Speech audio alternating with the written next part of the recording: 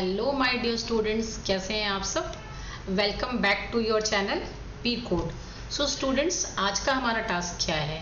जैसे कि मैंने कल आपसे प्रॉमिस किया था कि हम सबसे पहले chapter 3 working with function complete करेंगे। तो बेटा आज हम chapter 3 working with function complete करने वाले हैं। ठीक है, तो सब बच्चे जल्दी जल्दी से अपना पेन कॉपी ले लें और मेरे साथ साथ में बेटा पढ़ते जाएं और नोट्स बनाते जाएं, क्योंकि आपके अपने बने हुए नोट्स से अगर आप पढ़ते हैं तो आपको वो जल्दी समझ में आता है और वही बेस्ट सॉल्यूशन होता है। किसी के बने हुए नोट्स से पढ़ना बहुत डिफिकल्ट होता है। तो बच्चों, let's start with the working with function. अब बेटा सबसे पहले तो हम ये जान लेंगे फंक्शन चैप्टर में हम पढ़ने क्या क्या वाले हैं।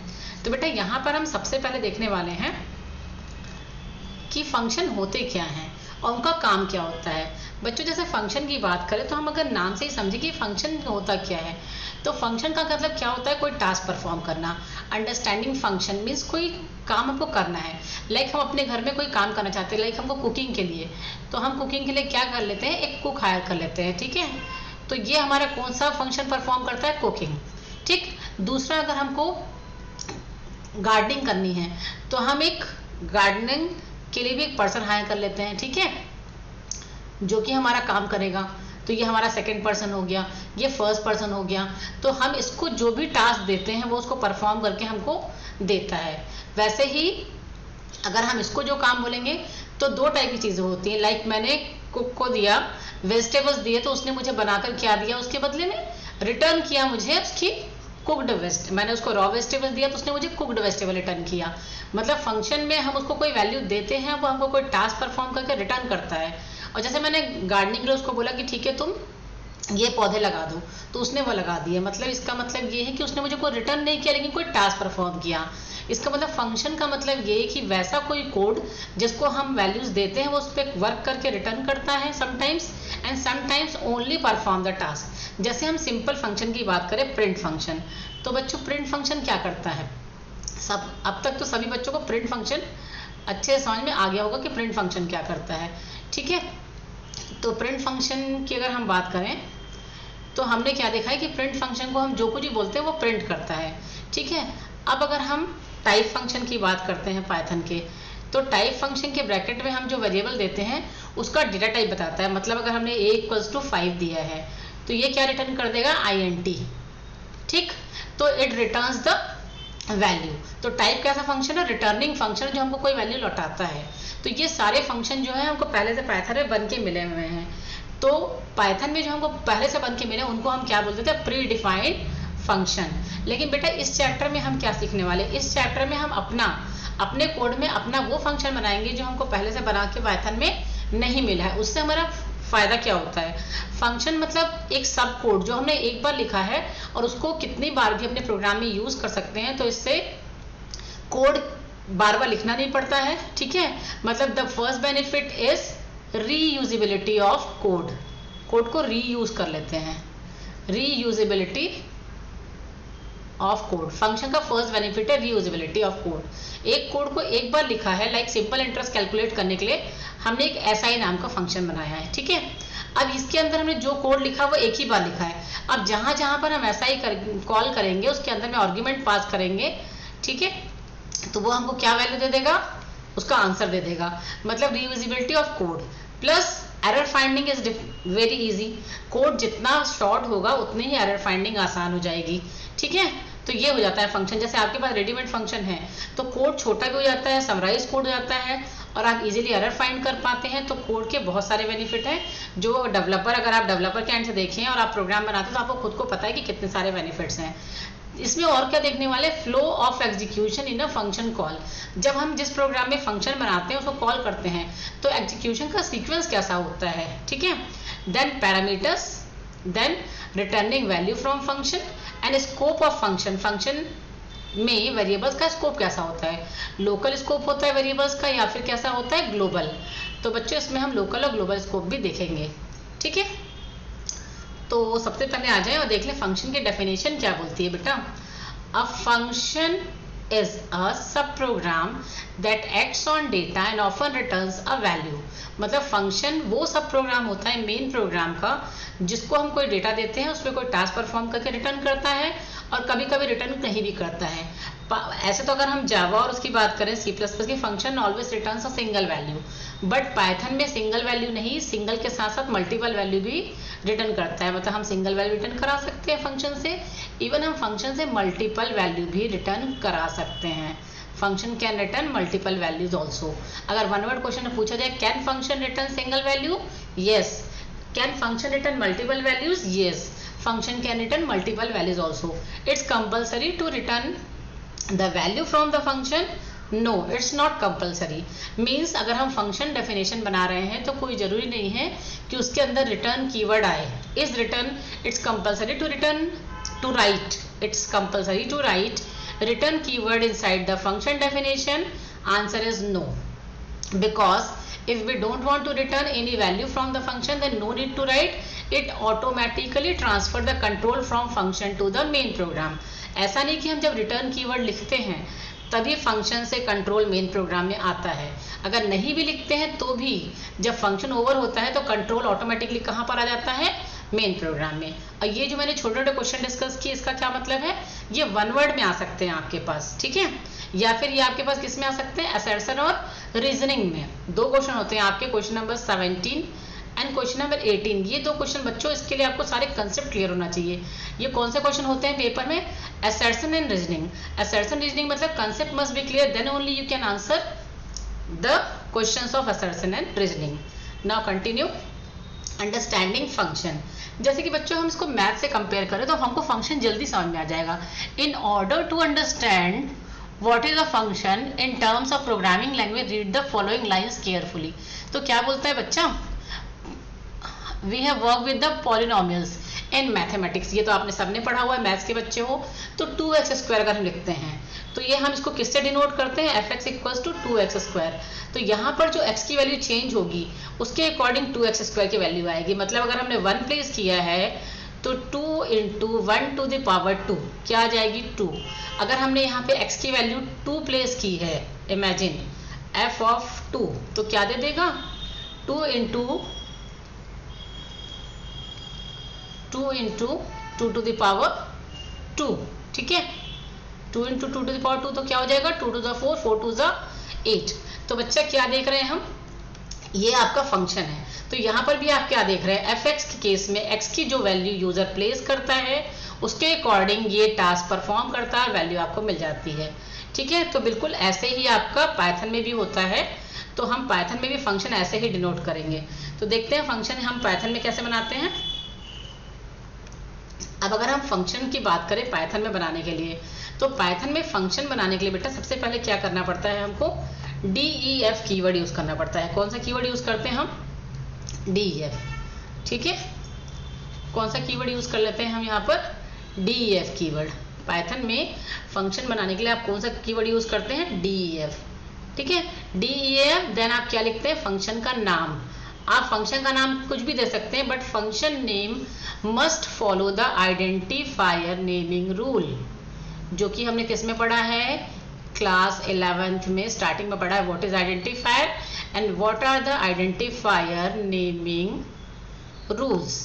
मतलब आइडेंटिफायर नेमिंग रूल्स को फॉलो करते हुए आप फंक्शन का नाम दे सकते हैं। अब बच्चों एक बार क्विकली रिवाइज करा देती हूँ कि आइडेंटिफायर नेमिंग रूल्स हैं क्या।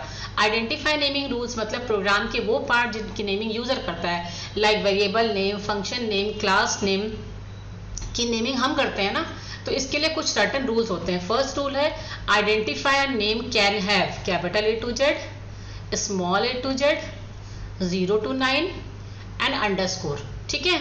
इसके अलावा हम किसी भी आइडेंटिफायर की नेमिंग में कोई भी चीज को यूज नहीं कर सकते। तो बच्चों ये अंडरस्कोर है, ये डैश नहीं है, ये माइनस साइन भी नहीं है। सेकेंड रूल क्या है आइडेंटिफायर नेम रूल का, identifier name can't start with digit, digit के साथ शुरू नहीं हो सकता है, ठीक है। तीसरा रूल क्या बोलता है, any keyword of Python can't be used as a identifier naming name, okay. And the fourth rule is any special symbol spaces is not allowed in the identifier naming rule. So आप जो भी function का नाम दे रहे हैं वो number से शुरू नहीं होगा, कोई स्पेशल सिंबल नहीं आएगी, कोई स्पेसेस नहीं आएंगे, और बाकी आपको जो नाम अच्छा लगे वो दे सकते हैं। देन ब्रैकेट, ब्रैकेट में आर्ग्यूमेंट आते हैं, then task performing, and then अगर वैल्यू रिटर्न करना चाहते हो तो रिटर्न, ठीक है। तो हम फर्दर देखते हैं फंक्शंस को पूरी तरीके से कैसे बनाएंगे। ठीक है। DEF function definition started. Okay,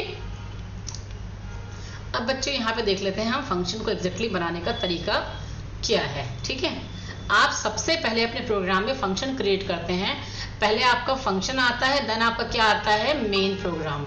पहले आपकी फंक्शन डेफिनेशन आती है, ठीक है, पहले फंक्शन आएगा और देन मेन प्रोग्राम। क्यों मेन प्रोग्राम बाद में आता है बच्चों? क्यों? क्योंकि अगर फंक्शन पहले से नहीं बना होगा तो हम मेन प्रोग्राम में उस फंक्शन को यूज नहीं कर पाएंगे। जैसे कि प्री डिफाइंड फंक्शंस आपके पास हैं तो आप उनको यूज कर पाते हैं क्योंकि ऑलरेडी वो पाइथन में डिफाइंड है। या अगर मॉड्यूल फंक्शन की बात करें तो इंपोर्ट मैथ, तो आपने उसको इंपोर्ट किया, मैथ डॉट करके उसके फंक्शन यूज कर पाएंगे। इसी तरह अगर अपने प्रोग्राम में यूजर डिफाइंड फंक्शन बनाना है तो सबसे पहले फंक्शन डेफिनेशन बनाएंगे, देन फंक्शन कॉलिंग। तो यहाँ पर ये जो है ये फंक्शन डेफिनेशन है और ये जो कहलाती है बेटा यूज को ही क्या बोलते हैं, फंक्शन कॉलिंग। ठीक है, तो देख लेते हैं कोई फंक्शन बनाते हैं उसमें कितने पार्ट होते हैं। सबसे पहले DEF keyword, then function name, then bracket, और ब्रैकेट में हम जो वैल्यूज दे रहे हैं इसको क्या बोलते हैं, फंक्शन आर्ग्यूमेंट। ठीक है, इसको हम क्या बोलते हैं, फंक्शन आर्ग्यूमेंट।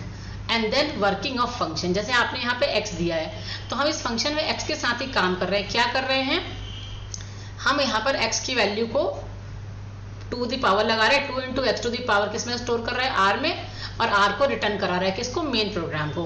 तो ये किस चीज का प्रोग्राम हुआ बच्चों, 2 इंटू आर स्क्वायर। ठीक है, तो ये क्या रिटर्न करेगा, आपका एक फॉर्मूला बेस्ड क्वेश्चन है। ठीक है, जिसमें आप जब फंक्शन कॉल करेंगे तो आपने यहाँ पे यूजर से एक वैल्यू ली है। इमेजिन यूजर ने 5 दिया तो कॉल समथिंग 5, तो ये a की वैल्यू किसको मिल गई बेटा, x को। a की वैल्यू x को मिल गई, मतलब यहाँ क्या मिल गई, 5। तो 5 to the power 2 into 2 is returned by this and the value will be printed. 5 to the power 2 25, 25 to the 50. Okay, तो यहाँ क्या प्रिंट कर देगा, 50. So this is called function calling and this is called function definition.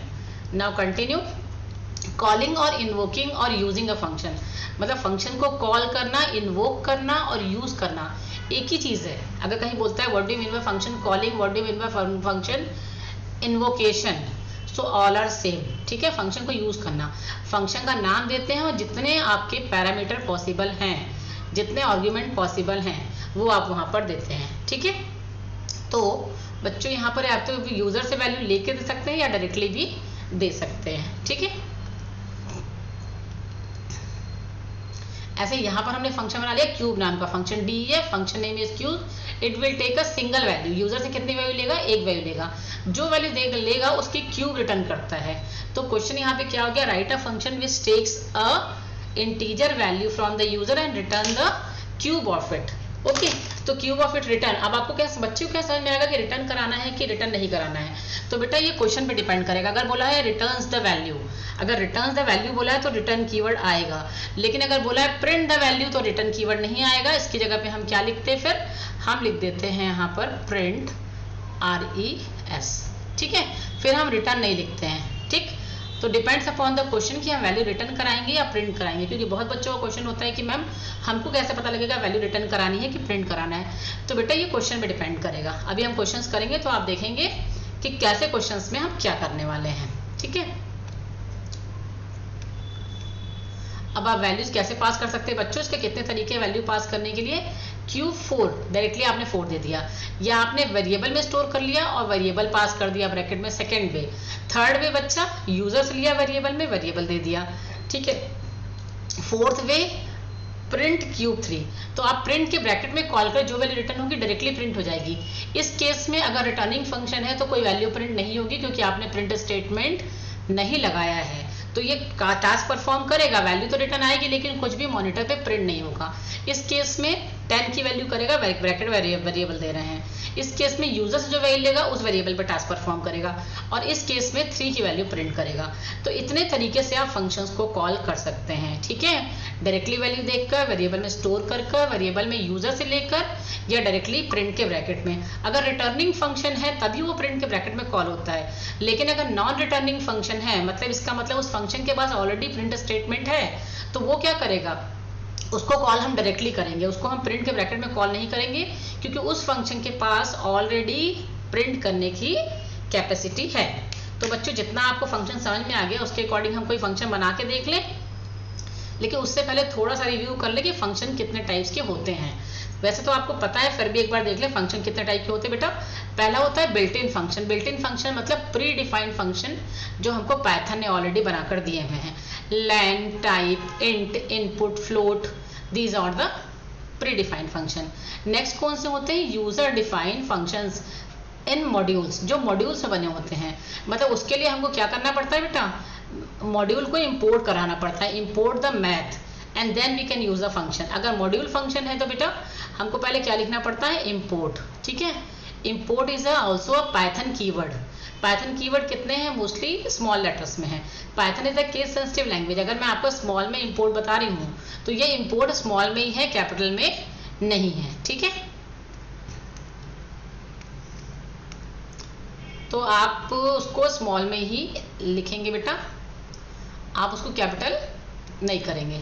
ठीक है, तो अगर आपने यहाँ पर लिखा है इंपोर्ट तो आप इंपोर्ट मैथ, क्या लिख दिया आपने? Import math. ठीक, तो फंक्शन कैसे कॉल होगा बेटा? मैथ डॉट करके। मतलब अगर मॉड्यूल फंक्शन है तो मैथ डॉट SQRT। ठीक है, और ब्रैकेट में वैल्यू वेरी 25। तो ये क्या रिटर्न करेगा? 5। क्या दे देगा आपको? 5। ठीक है, तो इस तरीके से ये फंक्शन कॉल होते हैं। अब हम इस चैप्टर में जो पढ़ रहे हैं बेटा वो कैसे? User defined function. User defined function मतलब वो फंक्शन जो हम बनाने वाले हैं। तो यूजर डिफाइंड फंक्शन में स्ट्रक्चर ऑफ फंक्शन कैसा होता है देख लें बेटा। स्ट्रक्चर ऑफ फंक्शन में सबसे पहले आप देते हैं DEF कीवर्ड देते हैं, देन फंक्शन का नाम देते हैं, उसके ब्रैकेट में पैरामीटर्स, कोलन साइन के बाद इंडेंटेशन चेंज हो जाती है और यहाँ पर आप जो फंक्शन में टास्क परफॉर्म करना चाहते हैं वो लिख देते हैं। ठीक है, जैसे कि DEF सम कितने पैरामीटर दिए हैं? 2x और y। कहे का फंक्शन है? Function which takes 2 arguments from the user and return the addition of it. Return the addition of it, इसको ऐड करके एक वेरिएबल में स्टोर कर लिया और फिर उसको रिटर्न करा दिया। ठीक है, तो कैसा फंक्शन है? रिटर्निंग फंक्शन है। कैसा फंक्शन है? रिटर्निंग। और अगर हम यहाँ पर ये रिटर्न स्टेटमेंट नहीं लिखते और हम क्या लिख रहे होते? Print S. अगर हम प्रिंट एस लिख रहे होते तो कैसा फंक्शन होता? Non returning. नॉन रिटर्निंग मतलब ऐसा फंक्शन जो कोई वैल्यू रिटर्न नहीं करता है, that is called non returning, और जो कोई वैल्यू रिटर्न करता है that is called returning function. ठीक है, तो यहाँ पर हम देख ले बेटा, इस पूरी लाइन को क्या बोल देते हैं? DEF function name parameter. इस पूरी लाइन को बोल देते हैं फंक्शन हेडर। क्या बुलाते हैं? Function header. The first line of function definition begins with the keyword DEF ends with a colon is known as function header. ठीक है, तो हम इस पूरी लाइन को क्या बुलाते हैं? Function header. ये जो हम टास्क परफॉर्मिंग के लिए कुछ लिख रहे हैं बेटा, इसको क्या बोल देते हैं? Function body. इसको हम क्या बोलते हैं? Function body. तो सेकेंड चीज क्या होती है आपकी? Function body. ठीक है, अब हम यहाँ पे जो ब्रैकेट में XY दे रहे हैं, इस XY को हम क्या बोल देते हैं बेटा? इस XY को हम क्या बोल देते हैं? पैरामीटर। ठीक है, XY को हम क्या बोल देते हैं? पैरामीटर। तो ये पूरी फंक्शन हेडर है। फंक्शन हेडर के ब्रैकेट में पैरामीटर है, उसके अंदर जो टास्क परफॉर्म करने के लिए हम कुछ लिख रहे हैं कोड, उसको क्या बोल देते हैं? Function body. और लास्ट में क्या होता है? इंडेंटेशन। इंडेंटेशन तो बच्चों आपको दिखाई पड़ ही रहा है, जैसे आप कोलन साइन लगाते हैं फॉर, वाइल, इफ और फंक्शन में जहां भी, तो आपका ये पैराग्राफ चेंज हो जाता है। इसका मतलब कि इसके अंदर का ये पार्ट है, ये मेन प्रोग्राम में एग्जीक्यूट नहीं होगा, that is called indentation. Python में इंडेंटेशन का बहुत बड़ा रोल है। ठीक है, तो इंडेंटेशन के अकॉर्डिंग ही आप कोड को एग्जीक्यूट करते हैं। क्लियर?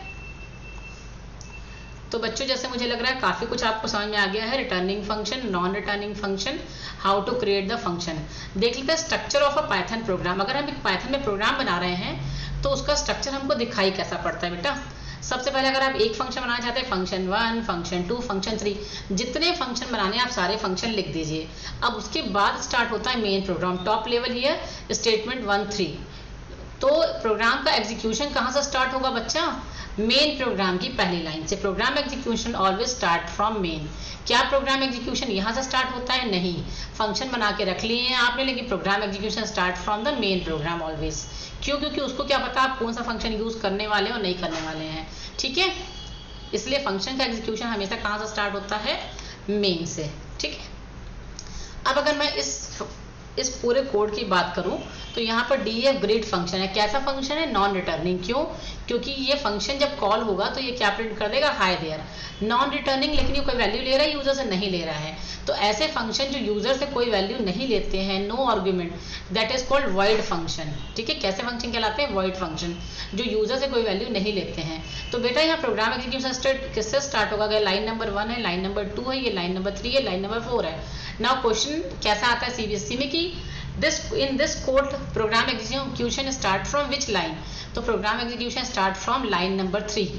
ठीक है, लाइन 1 क्या है? फंक्शन डेफिनेशन की लाइन है, ये उसका इंडेंटेशन है, मतलब ये फंक्शन क्रिएशन है। तो print at the top most, यहाँ इस लाइन से प्रोग्राम एग्जीक्यूशन स्टार्ट होगा।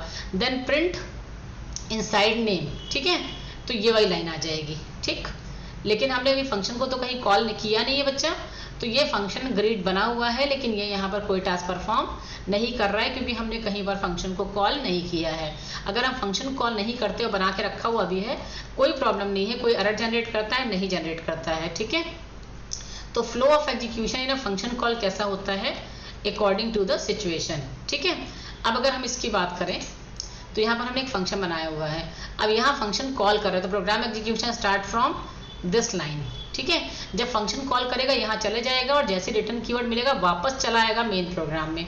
मतलब फंक्शन जब हम कॉल करते हैं तो फंक्शन के पास जाता है, जो लाइन है वो एग्जीक्यूट करता है, अब वापस कंट्रोल कहाँ जाता है? मेन लाइन में। प्रोग्राम ओवर कब होता है? जब उसको मेन लाइन, मेन प्रोग्राम की लास्ट लाइन मिलती है, यहाँ पर प्रोग्राम ओवर होगा। ठीक है, तो बच्चों इतना समझने के बाद मुझे लग रहा है कि आपको फंक्शन समझ में आ गया है। तो हम प्रैक्टिकली बेटा इसको परफॉर्म करके देख लें, जिससे हम तभी अच्छे से कंसेप्ट क्लियर होगा। बिना प्रैक्टिकल के तो हमें कुछ भी क्लियर नहीं होने वाला है। तो हम सबसे पहले प्रोग्राम बनाते हैं फंक्शन का। ठीक है, अब यहाँ पर क्वेश्चन क्या है? क्वेश्चन है मेरा राइट अ फंक्शन। जैसे आपके बोर्ड में सारे राइट अ फंक्शन आते हैं, लेकिन राइट अ फंक्शन में अगर मैं यहाँ सिर्फ फंक्शन बनाऊंगी तो प्रोग्राम एग्जीक्यूट होगा क्या बच्चा? नहीं होगा। तो यहाँ प्रोग्राम बनाऊंगी। ठीक है, लेकिन कौन सा क्वेश्चन करा रही हूँ? राइट अ फंक्शन का, और आपको कॉलिंग करके भी दिखाऊंगी। Write a function which takes 2 integer, write a function which takes 2 integer arguments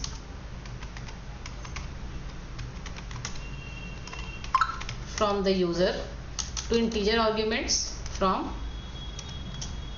the user, and return the addition of it, addition of it। तो जैसे बेटा क्वेश्चन भी समझ में आ रहा है, return the addition of it, मतलब रिटर्न क्या कराना है? जो दो वैल्यूज मिलेंगी उसका क्या रिटर्न करना है हमको? एडिशन रिटर्न करना है। तो रिटर्न कीवर्ड आएगा, def कीवर्ड लगाया, क्योंकि फंक्शन का नाम मेंशन नहीं किया तो हम अपने मन से फंक्शन का नाम सम ले ले रहे हैं। ठीक है, अब यहाँ पर आप दो वेरिएबल बनाने हैं, ab xy mn, आपको जो अच्छा लगे आप ले सकते हैं by following the identify naming rule. Parameter और argument also follows the identify naming rule. ठीक है, ब्रैकेट में हम जो देते हैं उसको हम यहाँ पे पैरामीटर बोलते हैं। ठीक है, और सम यहाँ पर क्या है? फंक्शन नेम है। और df सम a, b, ये पूरी क्या है? Function header. इसको हम क्या बोल देते हैं? Function header. अब आप देखेंगे ऑटोमेटिकली इंडेंटेशन चेंज हो गया है। तो हम नॉर्मल इसके अंदर हम क्या मान ले बेटा? एक बार जब हमने ब्रैकेट में वेरिएबल दे दिए हैं तो उसके आगे का प्रोग्राम हम वही प्रोग्राम मान लें जो अब तक आप बना रहे थे नॉर्मली क्लास 11th में।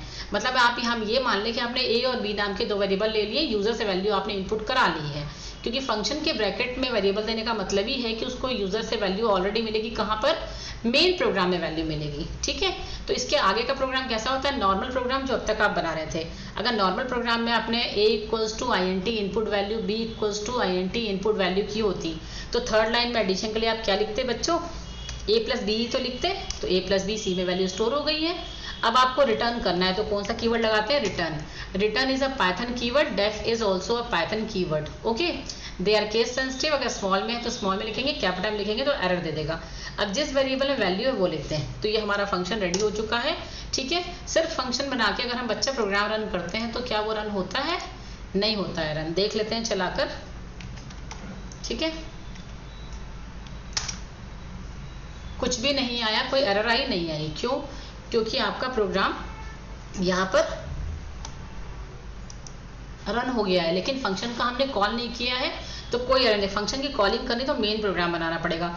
मेन प्रोग्राम मतलब हम मेन प्रोग्राम में या तो यूजर से वैल्यू इनपुट कर लें या डायरेक्टली भी स्टोर कर सकते हैं कॉलिंग में x equals to y equals to 10। ठीक है, अब हमने फंक्शन कॉल किया सम x, y। जैसा कि बच्चों मैंने बताया कैसा फंक्शन है, रिटर्निंग फंक्शन है, वैल्यू रिटर्न कर रहा है। तो सम को वैल्यू जरूर मिल रही है यहाँ पर रिटर्न, लेकिन प्रिंट नहीं करेगा क्योंकि आपने प्रिंट करने के लिए कुछ नहीं बोला है। तो अगर रिटर्निंग फंक्शन हम इस तरीके की कॉलिंग करते हैं तो वो भी हम देख लेते हैं क्या होता है। कोई टास्क परफॉर्म नहीं हुआ तो क्या प्रोग्राम रन नहीं हुआ? प्रोग्राम तो रन हुआ, लेकिन आपने वहां पर कुछ भी करने बोला ही नहीं था। तो रिटर्निंग फंक्शन को या तो हम ऐसे कॉल करें, इक्वल टू लगा दें, तो सम एक्स वाई से जो वैल्यू मिलेगी, मतलब एक्स की वैल्यू किसके पास चली जाएगी? ए के पास, वाई की वैल्यू बी के पास, सम होके सी में गई, उसने वापस दिया। अब वो वैल्यू हम किस में स्टोर करा रहे हैं? डी में स्टोर करा रहे हैं। अब हम यहाँ पर प्रिंट डी लिख सकते हैं, एक तरीका। दूसरा तरीका बच्चे क्या कर सकते हैं, सीधे प्रिंट के ब्रैकेट में भी हम फंक्शन को कॉल कर सकते हैं। कैसे? 7, 8, 9, ठीक है, लेकिन फंक्शन के लिए प्रिंट के ब्रैकेट में क्या लिखे? सम। ये दूसरा तरीका, ठीक है। ये पहला तरीका हो गया कॉलिंग का, ये दूसरा तरीका कॉलिंग का हो गया, ठीक है, डायरेक्टली। तो यहाँ पर वैल्यू आपकी किसकी आएगी? जो इस लाइन से मिली हुई है, और यहाँ पे वैल्यू 7 और 9 की आएगी, दूसरी तरीका कॉलिंग का। अगर रिटर्निंग फंक्शन है तो या तो वेरिएबल में स्टोर करके कॉल करके प्रिंट कर लें, या डायरेक्टली प्रिंट के ब्रैकेट में कॉल कर लें, तभी आप वैल्यू को प्रिंट कर पाएंगे। ये सेकेंड मेथड है, तो बेटा ये मैसेज डाल देते हैं ताकि आपको दिखे सेकेंड वे, ठीक है, सेकेंड वे। और ये कैसा था? First way. तो हम यहाँ फर्स्ट डाल देते हैं, जिससे आपको पता लग जाए कि ये फर्स्ट तरीका है, ठीक है। चलो अब इसको रन कर लेते हैं, ठीक है। तो बच्चों फर्स्ट में 15 आया और सेकंड में 16 आया। क्यों 15 और 16 आ रहा है? देख लेते हैं क्यों 15 और 16 आ रहा है। क्यों? क्योंकि आपका कोड में आपने क्या लिखा हुआ है, यहाँ पर आपने दिया हुआ है 5 और 10, तो यहाँ पे 15 रिटर्न किया सी ने। अब जब आपने यहाँ पे 7 और 9 दिया है तो ए को क्या मिल गया? 7, बी को क्या मिल गया? 9। फंक्शन कॉल में जो वैल्यूज होती है वो सिक्वेंशियली मिलती है। 7 हमेशा ए को मिलेगा और 9 बी को मिलेगा। जिस ऑर्डर में आपने वैल्यू दी है उसी ऑर्डर में मिलती है। तो इसने क्या रिटर्न कर दिया? 7 + 9 16। नाउ क्लियर बच्चा? अब हम देखते हैं अगर नॉन रिटर्निंग फंक्शन है तो मैं इसी प्रोग्राम में चेंज कर रही हूँ बेटा, इसको प्रिंट कर दे रही हूँ, ठीक है, जिससे आपको दोनों चीज़ें समझ में आ जाए, रिटर्निंग और नॉन रिटर्निंग। अब यहाँ हमने प्रिंट कर दिया और ऐसी कॉलिंग करेंगे तो बच्चों क्या होगा, ठीक है। अब हम यहाँ पे अगर कॉल करें तो डी के पास क्या वैल्यू आएगी? डी के पास अगर प्रिंट फंक्शन चलेगा तो कुछ नन आएगा। देखते हैं क्या प्रिंट करता है। अब आप देखेंगे क्या आया बेटा, फर्स्ट 15 फर्स्ट नन। अब ये 15 फर्स्ट के बाद बेटा ये नन क्यों दे रहा है, यही सोच रहे होंगे आप, क्योंकि डी को क्या मिला, यहाँ पे प्रिंट सी चला, जब आपकी वैल्यू गई है तो 5 गई 10 गई, प्रिंट सी ने क्या प्रिंट कर दिया? 15 प्रिंट कर दिया, ठीक है। लेकिन उसके बाद हमने मैसेज दिया है फर्स्ट, तो बेटा डी के पास क्या आया, क्योंकि यहाँ से कोई वैल्यू रिटर्न नहीं होती तो बाय डिफॉल्ट क्या रिटर्न करता है? नन रिटर्न करता है। तो डी के पास क्या आया? NONE नन, ठीक है। तो अगर प्रिंट वाला फंक्शन है जो आपका रिटर्निंग फंक्शन नहीं है तो उसको कभी प्रिंट के ब्रैकेट में कॉल करना ही नहीं है। उसको कैसे कॉल करना है? डायरेक्टली। उसको कैसे कॉल करना है? डायरेक्टली कॉल करना है, क्योंकि उसके पास ऑलरेडी प्रिंट स्टेटमेंट है तो वो उससे वैल्यू को प्रिंट कर लेता है। उसके पास तो प्रिंट स्टेटमेंट है ना टास्क परफॉर्म करने के लिए, तो हम क्यों उसको प्रिंट के ब्रैकेट में कॉल करें, मतलब हम एक्स्ट्रा काम कर रहे हैं। अब देखते हैं, ठीक है। तो अब आपका प्रोग्राम सही चला, आपने जो लिखा था कोड के अकॉर्डिंग।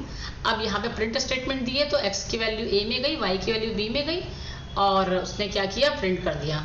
लेकिन वापस कंट्रोल कहाँ आया? मेन प्रोग्राम में। तो उसको फिर से फंक्शन कॉल मिला सम, फिर ये लास्ट लाइन। तो प्रोग्राम एग्जीक्यूशन कहाँ से स्टार्ट होगा? ये पहली लाइन है, ये दूसरी लाइन है, ये तीसरी लाइन है। तो program execution start from x = 5 because this is the main programme.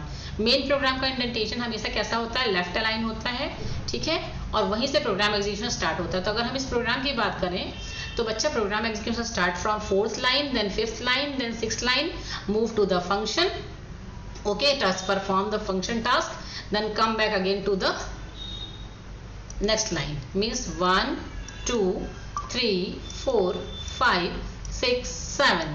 Execution will be 4 then 5 then 6 then 1 then 2 then 3 then again 7 then again 1 2 3 and now program gets over. So बच्चों returning non returning function बिल्कुल clear हो चुके हैं आपको, ठीक है।